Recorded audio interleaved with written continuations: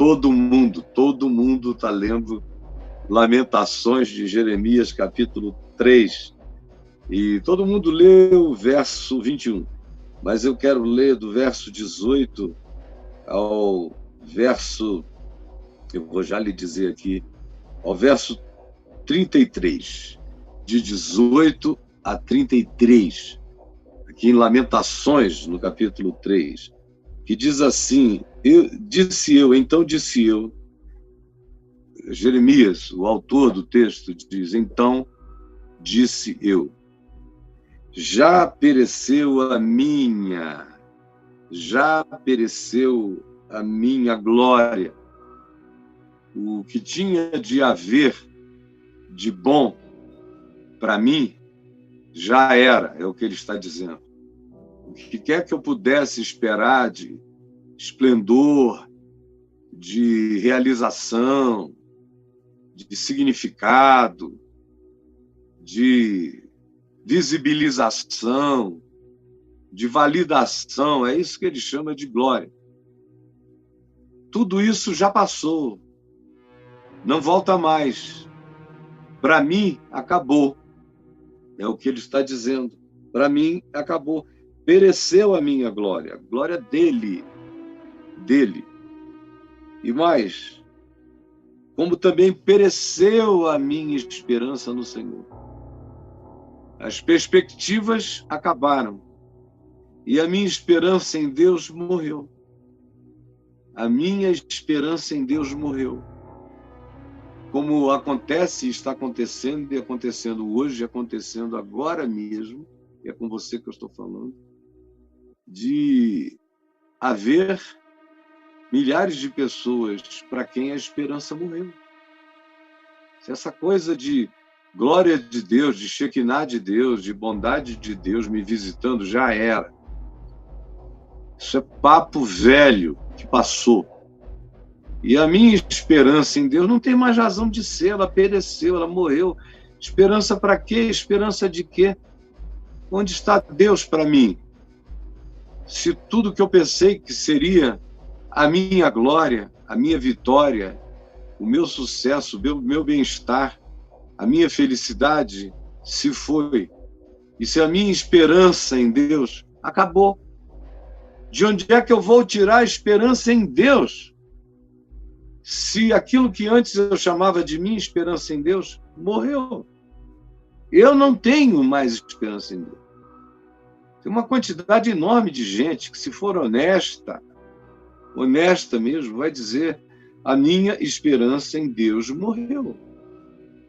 Eu digo que tenho só porque eu não tenho coragem de dizer que não tenho mais.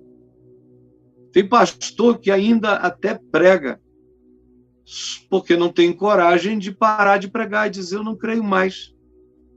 Mas quando você os ouve, você sente que eles estão falando o que eles aprenderam a falar, eles estão falando por falar.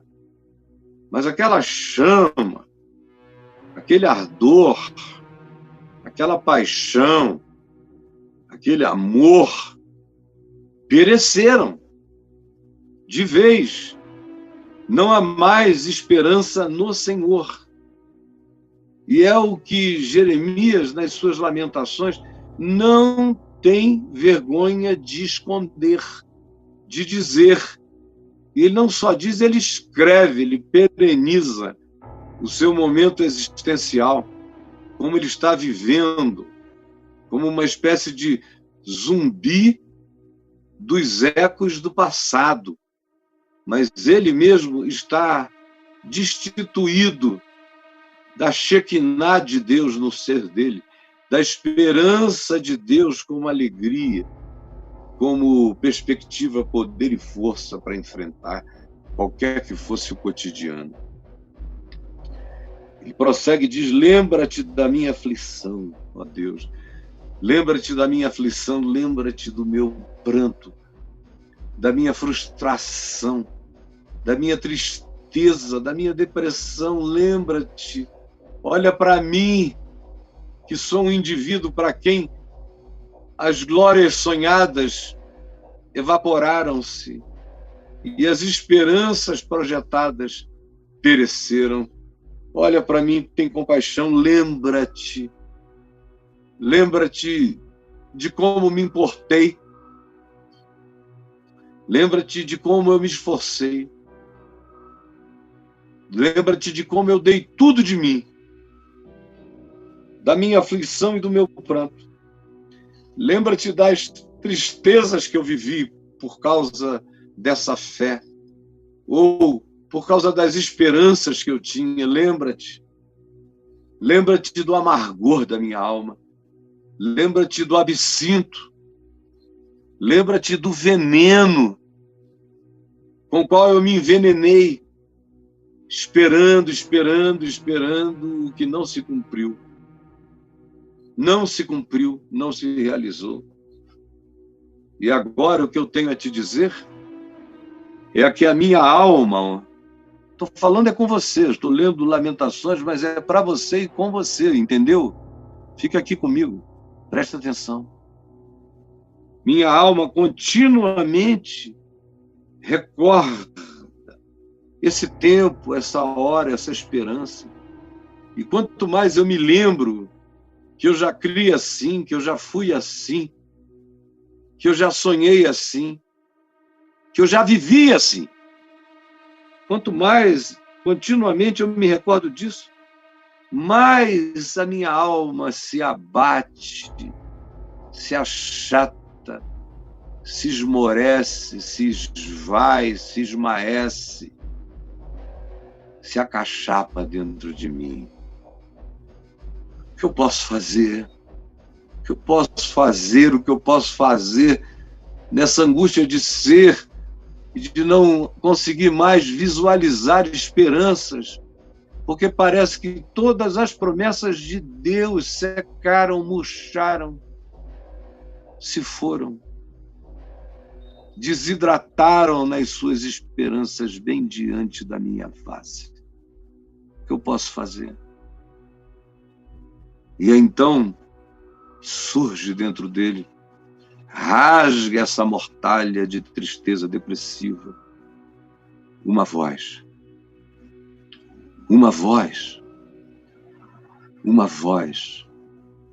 que começa silenciosa, que não aparece logo como um grito, mas como um sussurro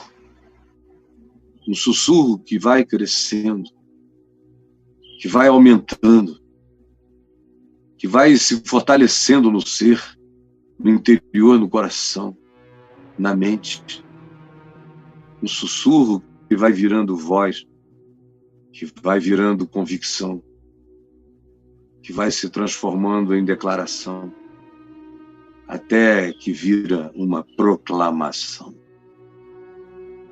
E a proclamação, que começou com uma voz inaudível, agora diz: quero trazer à memória o que me pode dar esperança.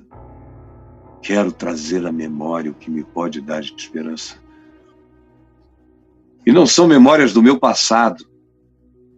Eu quero trazer memórias acerca de quem Deus é, do caráter de Deus. Não são memórias do passado, como o Salmo 126 ensina. Restaura, Senhor, a nossa sorte como as torrentes do Negueb. Para esse indivíduo aqui, Jeremias, já não havia nem Negueb, nem torrente, nem nada, estava tudo desolado. Ele está para além do que ainda pode ser restaurado.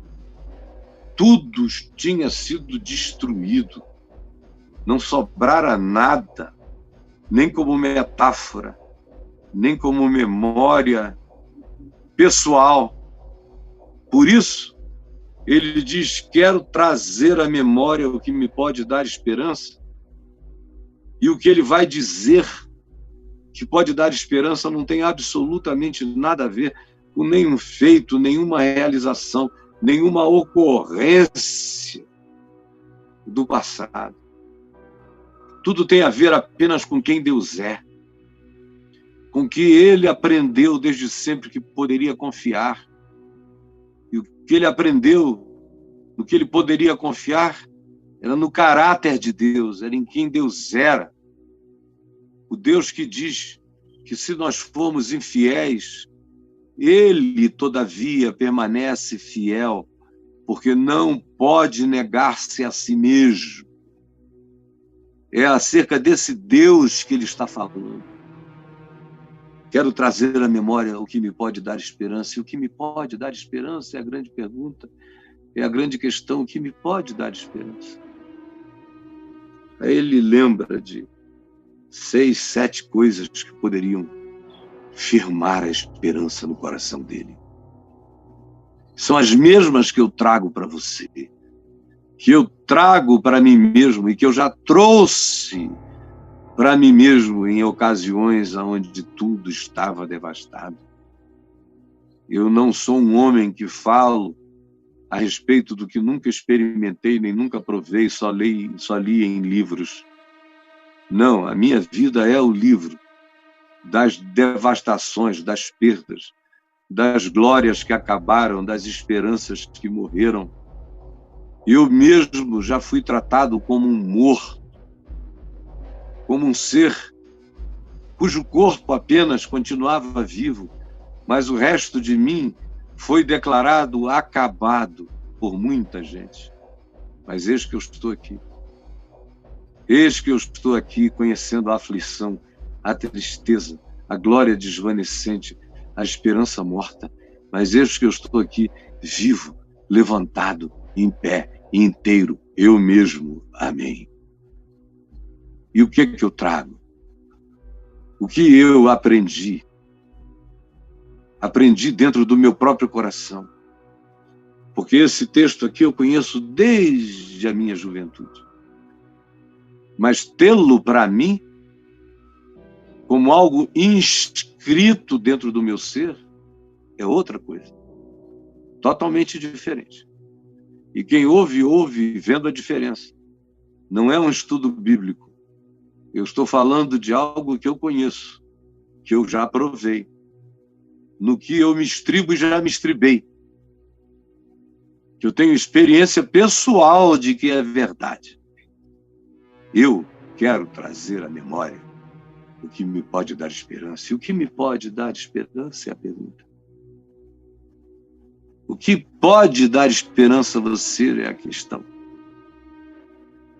A primeira coisa que ele diz que pode dar esperança, deu a ele, deu a mim, pode dar a você, é maravilhosa. Ele diz: as misericórdias do Senhor são a causa de não sermos consumidos, porque as suas misericórdias não têm fim. Porque as suas misericórdias não têm fim, renovam-se a cada manhã. Que coisa maravilhosa, quero trazer à memória o que me pode dar esperança. As misericórdias do Senhor são a causa de não sermos todos nós, de não ser eu consumido. Porque essas misericórdias do Senhor renovam-se, se fazem novas, se rejuvenescem, rebrotam toda manhã. Todo dia elas se fazem novas. Meu Deus, que privilégio extraordinário é saber que a minha glória pode morrer, as minhas esperanças perecerem. Todavia eu posso evocar, eu posso puxar de dentro para fora, eu posso morder e puxar para cima e contemplar aquilo que nunca me deixou e nunca vai me deixar, que me habita, só eu é que fico às vezes sem saber, porque eu sou muito impressionado com o meu sentir. E quando eu me sinto devastado, parece que o que é verdade acabou. Mas as verdadeiras realidades de Deus não são sentimentais nem emocionais. Elas são realidades da fé, que eu posso abocanhar dentro de mim, puxar e declarar e dizer que as misericórdias do Senhor são a causa de não sermos consumidos, porque elas se renovam, elas se refazem, elas rebrotam a cada manhã.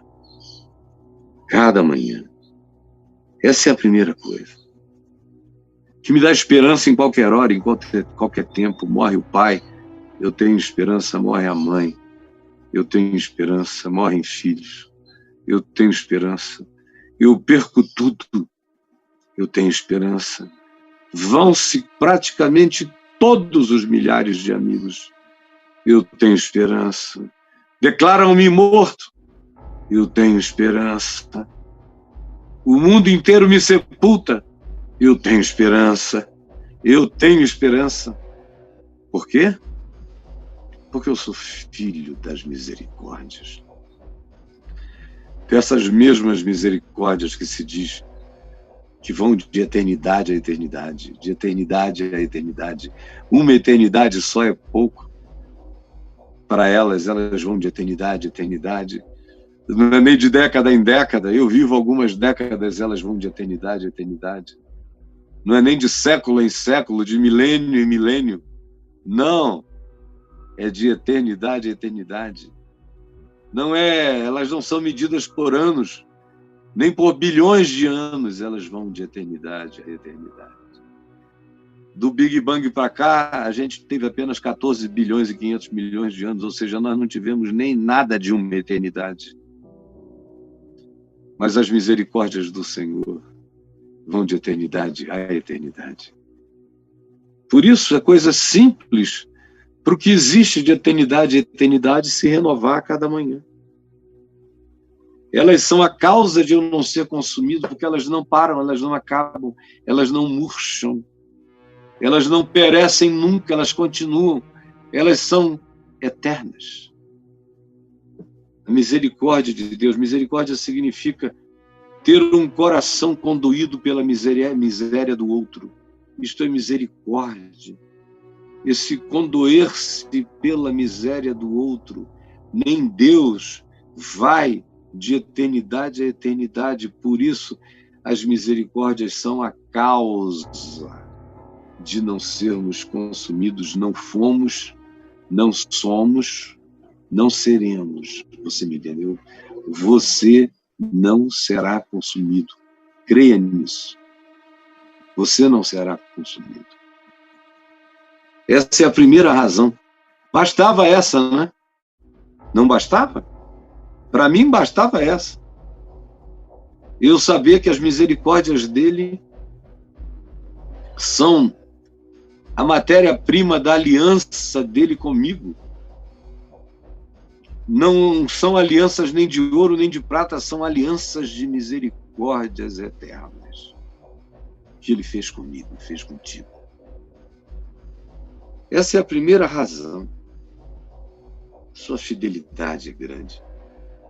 Não só as misericórdias vão de eternidade a eternidade, mas ele é fiel às suas misericórdias.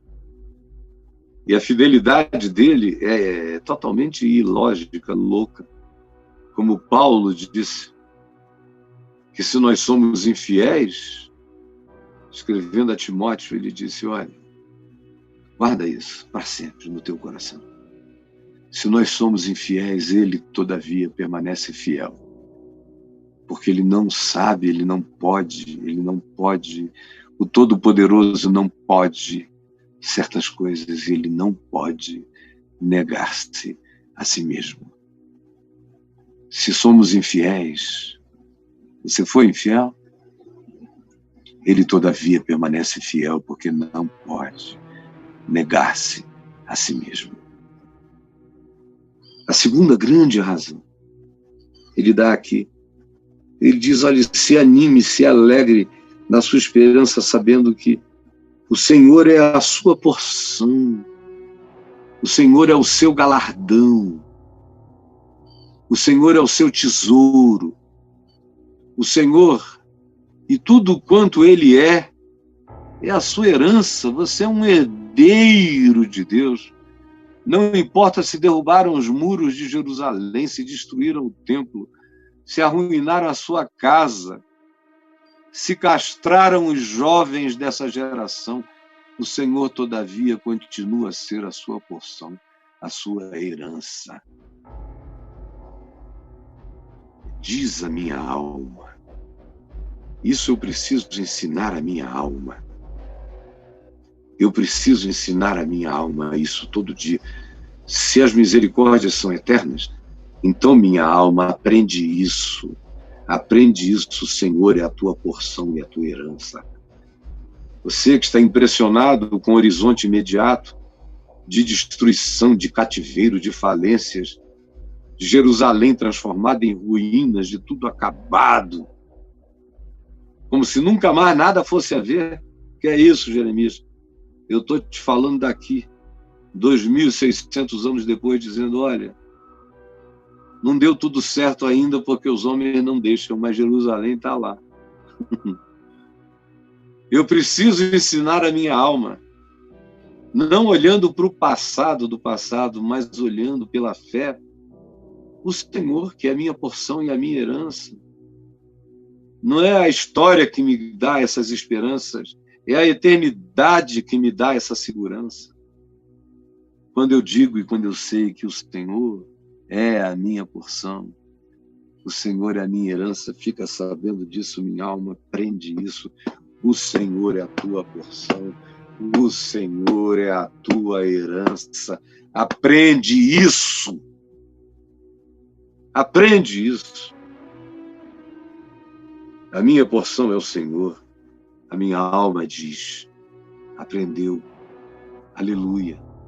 Quando a alma aprende que o Senhor é a nossa porção e a nossa herança, ela que é tão fugaz, tão impressionável, tão emocionável, tão dada aos sentimentos, tão sentimental, mas a minha alma só aprende isso quando ela se apega à fé, que sabe que as misericórdias do Senhor vão de eternidade a eternidade.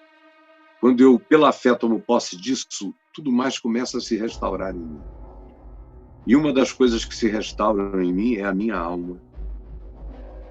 Minha alma se restaura em mim, a minha alma começa a descansar e a dizer, Senhor, é a minha porção, o Senhor é a minha herança.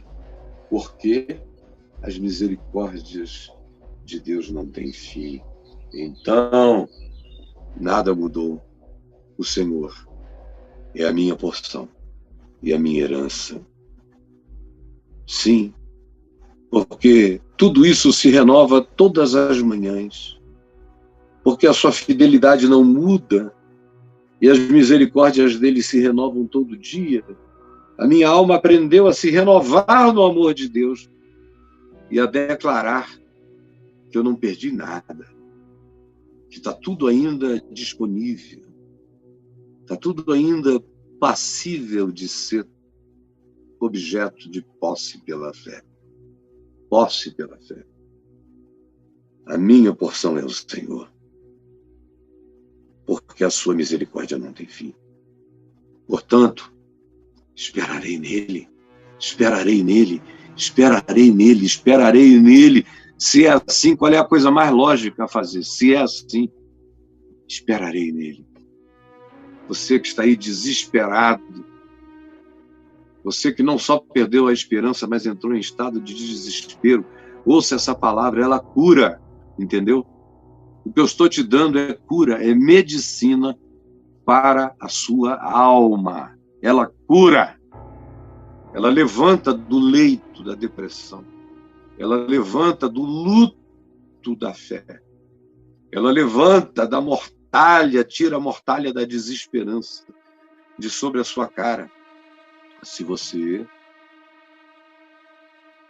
tomar uma decisão de fé e souber que as misericórdias não têm fim, e com base no poder da eternidade que se renova, se colocar em pé, dizendo, este é um novo dia, as suas misericórdias se renovam a cada manhã, elas viajam de eternidade em eternidade, a fidelidade dele é aquela que diz que se eu for infiel, ele continua fiel, porque ele não pode negar-se a si mesmo.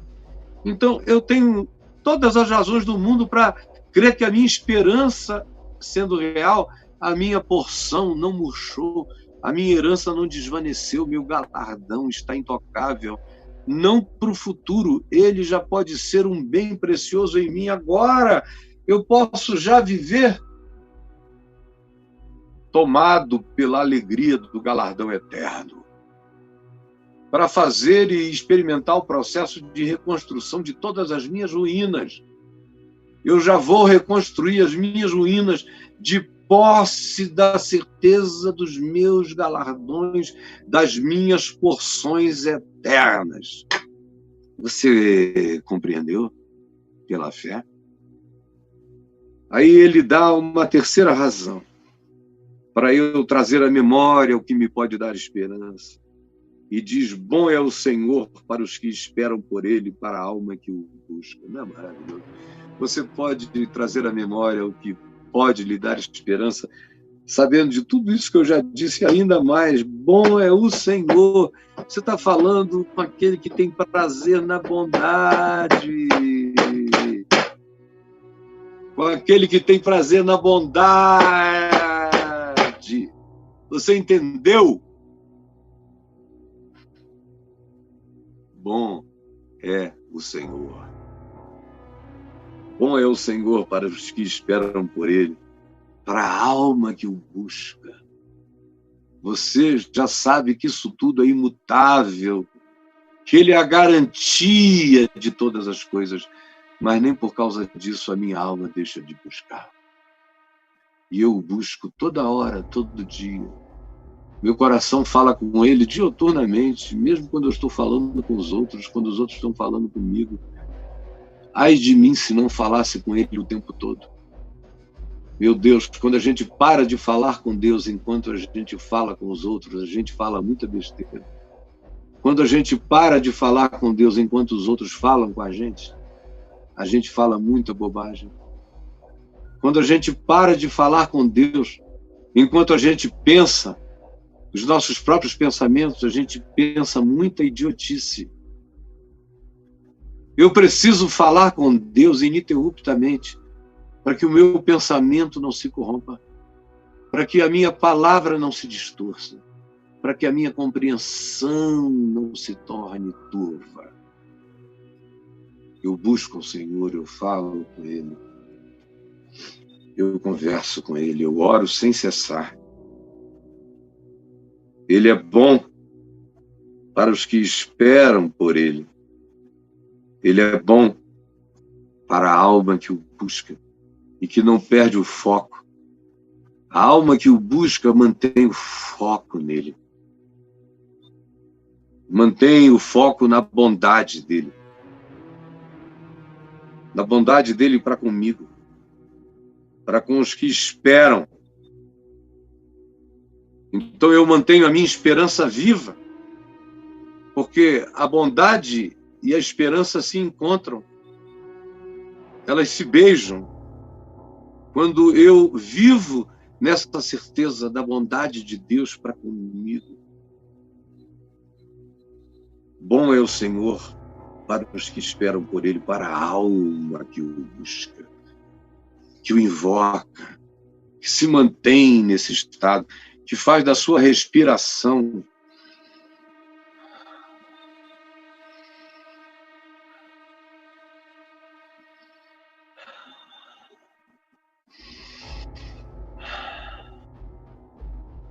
sua respiração uma invocação ao nome do Senhor, porque bom é o Senhor para os que esperam por Ele, para a alma que o busca. Essa é a terceira razão. A quarta razão pela qual eu quero trazer à memória o que me pode dar esperança e quais são as causas da minha esperança, as misericórdias de eternidade, o galardão de Deus que se mantém intacto para quem espera por Ele, a bondade deles para com os que esperam, para com a alma que o invoca permanentemente. E em quarto lugar, bom é bom é aguardar a salvação do Senhor. Bom é aguardar a salvação do Senhor. Bom é aguardar a salvação do Senhor. É saudável, é terapêutico, é curador. Mantém o ser em estado de dependência. Nos coloca num estado de vigilância, de permanência. Bom é aguardar.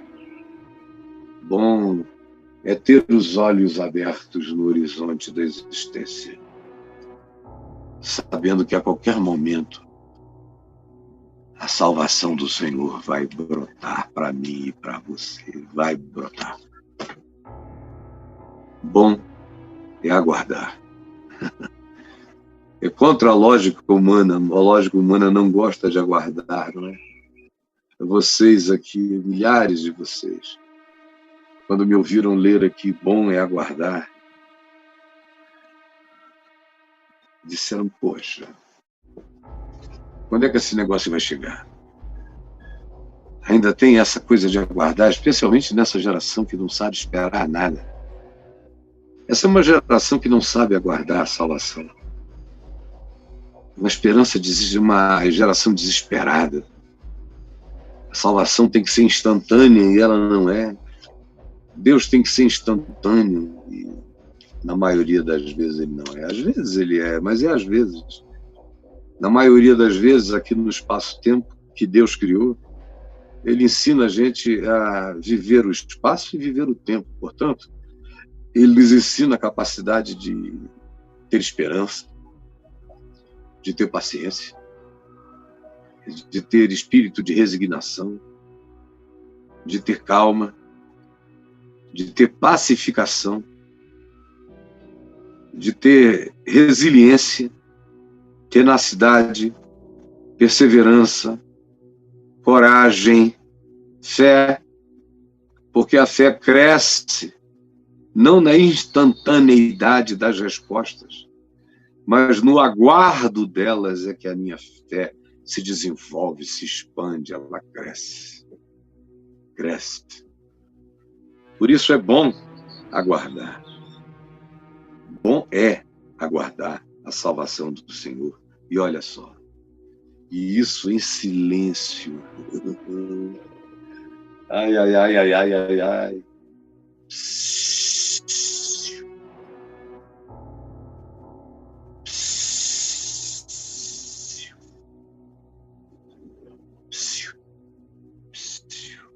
Como diz o Salmo, aquietai-vos e saber que eu sou Deus. Como diz Deus no profeta Amós.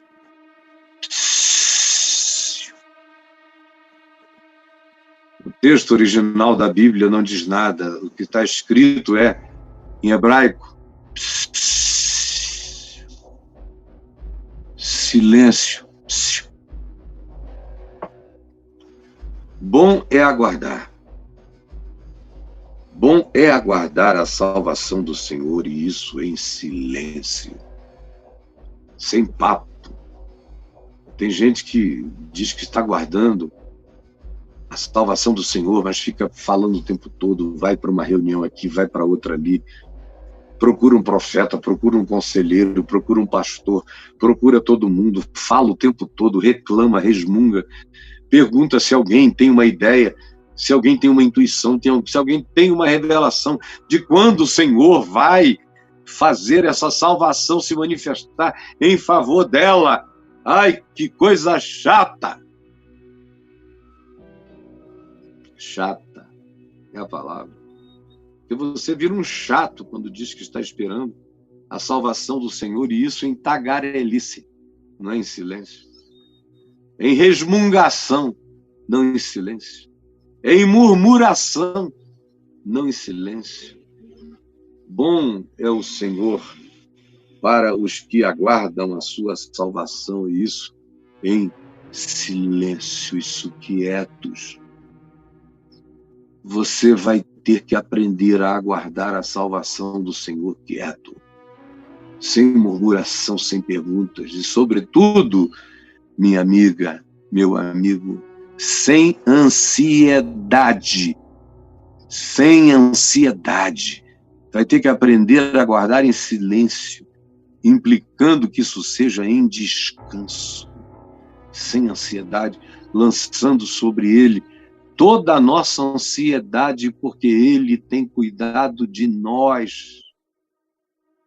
Essa é a quarta maneira da gente trazer à memória o que nos pode dar esperança, baseando a nossa esperança nessas causas.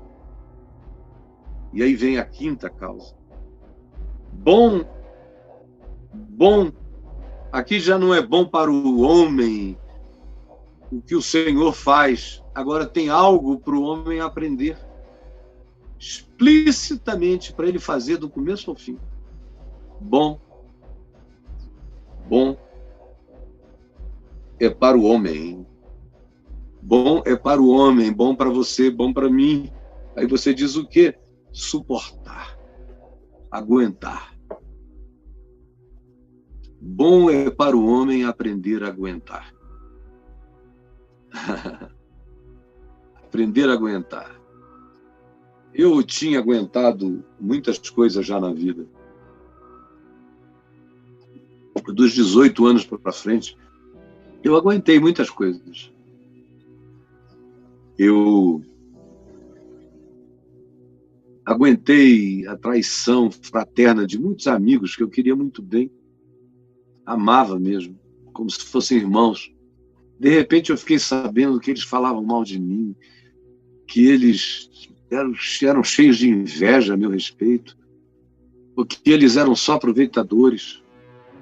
E não foram 5 nem 10, foram centenas. É ruim demais, mas eu aprendi, aguentei, suportei tranquilo a traição desses amigos. De 73 até 86 eu tive muito choque. Muita gente em quem eu confiava me enganou, me passou a perna, me deu a volta. E não foram lições pequenas, não. Para a maioria das pessoas seriam lições por uma vida inteira. Elas foram fortes, algumas delas me deixaram alguns dias em profundo estado de pânico, sem saber o que ia fazer. A pessoa tinha contratado milhares e milhares de dólares em meu nome, sem eu saber, e desapareceu em meu nome para eu pagar, levando tudo. E eu era só um pastorzinho simples e pobre. Imagina a angústia, a família para sustentar e com vergonha de dizer que o teu grande amigo fez isso. É um bocado pesado. Antes disso eu tinha tido outros, e outros da mesma natureza, e alguns outros de outra natureza, que simplesmente amanheciam um dia, nunca mais falavam contigo para sempre. Gente que você amava.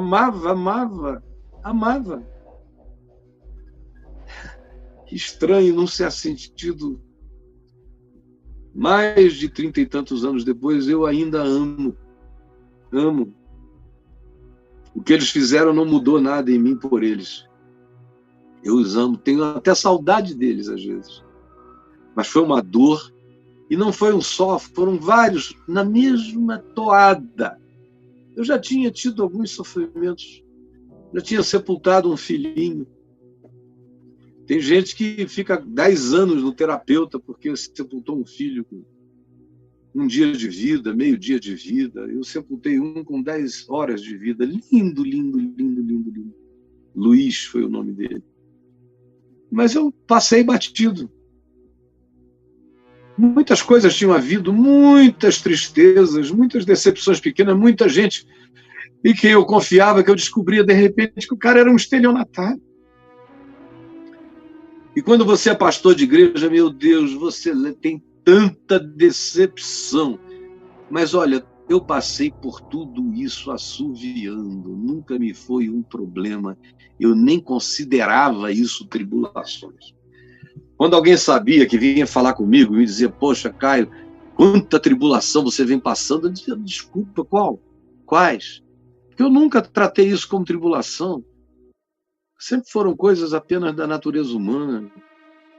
E os anos passaram e eu fiquei tão acostumado, a casca ficou tão grossa, que de 87 para frente eu tive milhares de outras e nem sentia mais. Só tenho a memória de todas elas, mas não tenho a emoção de nenhuma delas.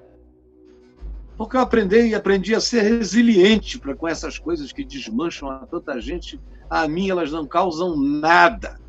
Não causavam, hoje então é que não causam nada. Registro, oro, lamento e sigo. Porque aprendi que é bom para o homem suportar o jugo. Suportar o jugo é aquela coisa desigual, a injustiça. O teu lado leva infinitamente mais peso do que o do outro. Eu já suportei muitos jugos.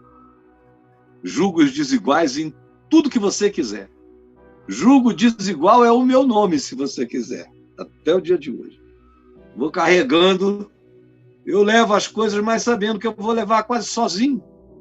Porque pouca gente vai ajudar. Mas é bom. Isso faz você ficar forte. Isso te dá força na desesperança, coragem. Isso te faz um criador de soluções. E quando você é um criador de soluções, você também é um mantenedor de esperanças. Bom é para o homem suportar o jugo na sua mocidade, que bom. É que eu venho aguentando o jugo desde 18 anos de idade, eu venho carregando jugos muito pesados e desiguais. E fui ficando treinado, fui ficando forte, ganhei musculatura para enfrentar tudo isso, sem fazer disso uma tormenta para mim, pode ter certeza. Bom é para o homem suportar o jugo na mocidade. E aí, Jeremias, falando da parte do Senhor, dá um conselho àqueles que estão experimentando o jugo. Há muito tempo, ele disse, olha, assente-se solitário e fique em silêncio. Se quer aprender a suportar o jugo, não transforme isso num espalhamento de histórias. Fique calado. A gente se enrijece, se fortalece para suportar o jugo. Quando o jugo pesado vem, ele é desigual, ele é perverso, ele é injusto. Mas a gente, ao invés de ficar reclamando, se auto-vitimando, com autopiedade, com pena de si mesmo, a gente se assenta solitário. Pondera solitariamente, em silêncio, porquanto esse jugo Deus o pôs sobre você. Quando eu aprendi a tratar tudo isso como treinamento, o jugo como fortalecimento, nenhuma autovitimização jamais passou pela minha cabeça, senão eu teria parado aos 22 anos. Já tinha demais para não aguentar mais coisa alguma. Mas eu estou aqui aos 65 anos, graças a Deus, cada vez mais forte. É bom para o homem suportar o jugo, eu diria, desde a sua mocidade. Assente-se em silêncio. Assente-se, fique em silêncio, fique quieto, processe, fortaleça-se, enrijeça-se. E mais do que isso, aprenda que foi Deus que permitiu, para você se fortalecer, para você rasgar o apocalipse com esperança. Eu quero, todo dia, aprender a rasgar o apocalipse com esperança. Assente-se solitário, porquanto esse jugo Deus o pôs sobre ele. Ponha a sua boca no pó, se curve, se quebrante em silêncio. É isso que vai fazer de você um homem. Essa é a diferença entre os meninos que choramingam e se auto-vitimam e os homens que entendem que é bom suportar o jugo desde a mocidade, que aprendem a ficar solitários, a viver isso em silêncio, a entender isso como lição de Deus, a colocar a boca no pó, falar só com Deus, sabendo que talvez ainda haja esperança. É bom viver certas coisas que a gente não sabe se terão cura ou não. É bom.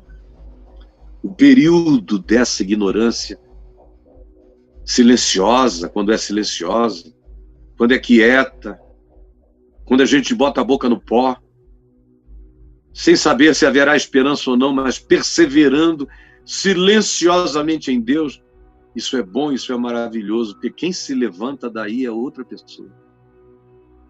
Quem se levanta desse estado é uma outra pessoa. É aquela descrita por Paulo lá em Romanos 5, que se gloria nas próprias tribulações, sabendo que a tribulação produz perseverança, e a perseverança experiência, e a experiência esperança, e que a esperança não confunde, porque o amor de Deus é derramado nos nossos corações. É isso que é gerado em nós, quando a gente vive por inteiro essa quinta causa da esperança imorrível no nosso coração. Dê a face ao que o fira. É a continuidade. Enquanto você está vivendo o jugo desigual, sempre tem alguém te ferindo. Enquanto você está carregando o peso da desigualdade, tem sempre alguém te machucando. Não perca seu tempo lutando de volta, nem batendo de volta, nem discutindo, nem debatendo, nem explicando. Não faça nada. Dê a face ao que o fere. E outra coisa, farte-se de afronta. Isso aqui é maravilhoso. Farte-se. Coma a afronta toda. Aprendendo a dizer tem mais, não para o outro, para não provocá-lo, mas em você mesmo. Tem mais? Se vier mais, eu vou comer com ações de graças. Tem mais afronta? Se vier mais, eu vou comer com ação de graça. Isso eu te digo, meu irmão. Até aqui, pode ser que venham maiores que eu não conheço. Mas até aqui, eu aprendi. Fui aprendendo e aprendi. Hoje eu sei que eu aprendi. A não ferir de volta, a dar a face a quem me afronta, e aprendi a me fartar, me fartar dessas injustiças, a comer a afronta e dizer, Senhor, está tudo diante de Ti. Eu como essas afrontas com ações de graças, porque elas estão me fortalecendo, me enrijecendo, é bom para mim, me faz bem. Eu vou me levantar daqui maior, eu vou me levantar daqui forte. Obrigado pelo treino de musculatura espiritual e psicológica que essas experiências me estão dando. E eu tive doses que eu não quero nem compartilhar com você, doses impensáveis dessas afrontas. Eu me fartei delas, mas não parei de recebê-las com ações de graças. Bateram na minha cara e batem ainda até não aguentarem mais. Eles estão cansando. E olha eu aqui firme e forte. Bater cansa. Mas você aprende a aguentar cacete e apanhar. É até uma estratégia de luta. Quando você sabe que você aguenta pau, cacete, soco, chute, você deixa o cara bater muito no primeiro assalto, no segundo assalto, porque no terceiro ele está com a língua de fora. Ele não aguenta. Às vezes ele cai sozinho, de tanto bater, quem aguenta a pancada? Bota a boca no pó e se levanta. E se levanta. Outro dia eu entrevistei aqui o meu amigo Minotauro, que foi um desses indivíduos que eu vi aguentar mais cacete. Cair com a boca no pó e se levantar, e no fim está o outro batendo porque ele estava inteiro. Porque ele descobriu que ainda havia esperança. Aí vem a sexta razão. Dê a face ao que o fere. Olha que coisa. Dê a face ao que o fere. O cara pá. O Senhor não rejeitará para sempre. Pois ainda que entristeça alguém, ele não vai te rejeitar para sempre. Ainda que ele entristeça alguém, ele usará de compaixão segundo a grandeza das suas misericórdias, porque ele não aflige nem entristece de bom grado os seus filhos. Olha que coisa linda, ouça isso, por favor, ouça isso, você, por favor, ouça. Olha só, o que fortalece a minha esperança, o que eu quero trazer à memória é isto aqui, que o Senhor não rejeitará para sempre. O que você chama de rejeição de Deus, que deveria ser chamado de tempo e circunstância do silêncio, tempo e circunstância do treinamento, tempo e circunstância do fortalecimento, mas que a gente interpreta tal silêncio divino como rejeição. Por isso o coração só se enche de aflição, de pranto, de absinto, de veneno, e a alma continuamente se sente abatida dentro de si e chama esse tempo de tempo da rejeição. No entanto, fique sabendo que esse tempo que você chama de rejeição, acerca dele, Jeremias tinha aprendido que o Senhor não rejeita para sempre. O Senhor não rejeita para sempre. Esse tempo passa, pois ainda que o Senhor permita que você se entristeça, o que Ele, desde que as circunstâncias entristeçam alguém, esse alguém hoje é você, esse alguém já fui eu e ainda serei eu em outras circunstâncias, pois ainda que entristeça alguém, Ele usará de compaixão.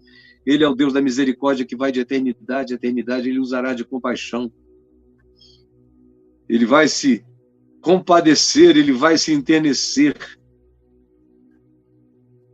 Compaixão, que não aqui no hebraico, mas no Novo Testamento grego, vem carregado da ideia diarreica, de alguém que está com desinteria, com desarranjo, que não consegue se segurar. Quando a gente está nesse estado, a gente tem que arranjar uma solução, ou então a solução vai nos alcançar em pé. O que se está dizendo aqui é que, graças a Deus, chega a hora em que Deus sofre disso. Que Deus fica diarreico em seu favor. Que a compaixão divina chega a essa hora em que Ele diz: chega! Tá bom?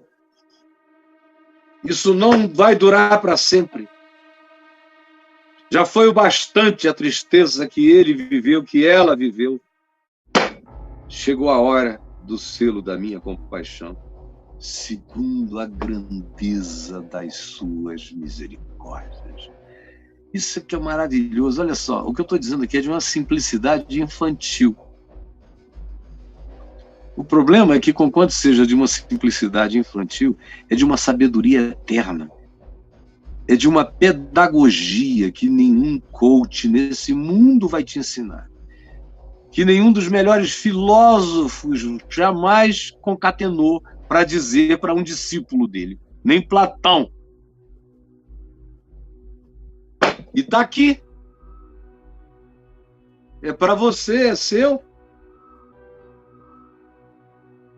Ele usará de compaixão segundo a grandeza das suas misericórdias, porque Ele não permite que nada dure para sempre, nada dura para sempre. Só a misericórdia dele vai de eternidade a eternidade. O juízo não vai, a disciplina não vai, nem o inferno vai de eternidade a eternidade. Até o inferno cabe no máximo numa eternidade, ele não vai de eternidade a eternidade. É por isso que se diz que a misericórdia triunfa sobre o juízo. Você entendeu? Sim, porque Ele não aflige, nem entristece de bom grado, Ele não tem nenhum prazer na tristeza dos filhos dos homens, e quando Ele entristece um dos seus filhos, é para disciplina, para aproveitamento, é para aproveitamento, é para aproveitamento. Senhor Jesus, permite que essa palavra tão simples e tão forte encontre gente que queira praticá-la, experimentá-la, prová-la, usufruí-la e ser beneficiado, abençoado, salvo por ela, entendendo o significado de trazer à memória o que nos pode dar esperança. É o que eu te peço hoje e cada outro dia da nossa vida e da minha vida, em nome de Jesus. Amém, amém